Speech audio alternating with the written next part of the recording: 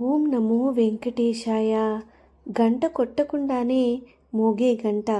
పూర్వకాలంలో తిరుపతి కొండ మీదకు వెళ్ళే అలిపిరి మార్గానికి ఎడమ పక్కగా ఉన్న చంద్రగిరి కోటలో చంద్రగిరి రాజులు పరిపాలించేవారు.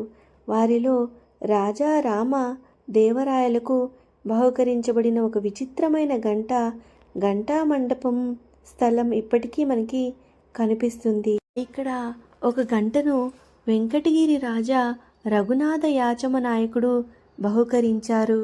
తిరుమల కొండపైన శ్రీవారి ఆలయంలోని పెద్ద పెద్ద గంటలు స్వామివారి మహానైవేద్యమునకు సూచనగా మోగించగానే ఆ ఘంటానాదం కొండ దిగువకు గాలిలో తరంగాలుగా ప్రయాణించి వచ్చేవి. ఈ చంద్రగిరి కోటలోని గంటలు విని దానికి ప్రతిధ్వనిగా ఆ గంట ధ్వనిలానే తాము మోగేవి. ఇలాగా స్వామివారి గంటకు ప్రతిస్పందిస్తూ మోగే ఈ విచిత్రమైన గంటలు భగవచ్ఛక్తికి స్పందించే మన గుండె కొట్టుకున్నటువంటి స్పందనను ఒక దైవ చిత్రంగా చంద్రగిరి కోటలో భక్తులు చూసి ఆనందించేవారు. అంతేకాదు, ఈ ఘంటా మండపంలోని గంట ఎవరైనా తాకగానే పెద్ద పెట్టున మోగేది.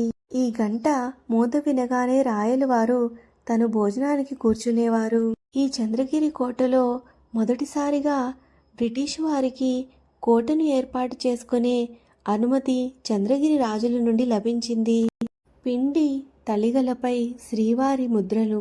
కాళహస్తి అగ్రహారం ప్రాంతంలో శ్రావణ మాసంలో శనివారాలు ఉపవాసం ఉండి పిండితో తలిగలు వేస్తారు. ఆశ్చర్యంగా ఆ పిండి తలిగలపైన శ్రీనివాస ప్రభు పాదాలు అచ్చులు పడతాయి. ఇలా కాళహస్తి అగ్రహారం ప్రాంతంలో ఒక హరిజనుని ఇంట పడేవి శ్రీవారి పాదముద్రలు.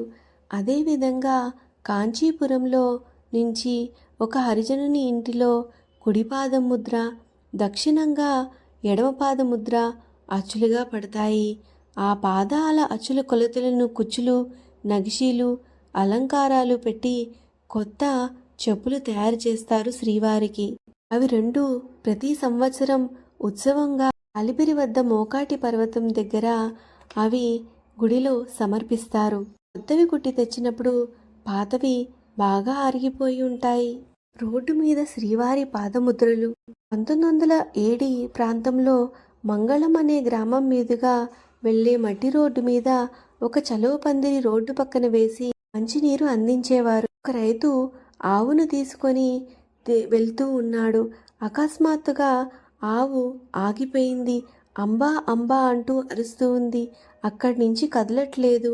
అందరూ ఏమిటా అని చూస్తే అక్కడ ఒక 2 అడుగుల పాదముద్రలు ఉన్నాయి. ఇలాంటి మహిమలు ఎన్నో గ్రామాలలో చరిత్రను వలవేసి అన్వేషిస్తే లభించే వెలలేని ముత్యాలు. ఓం నమో వెంకటేశాయ. స్వస్తి.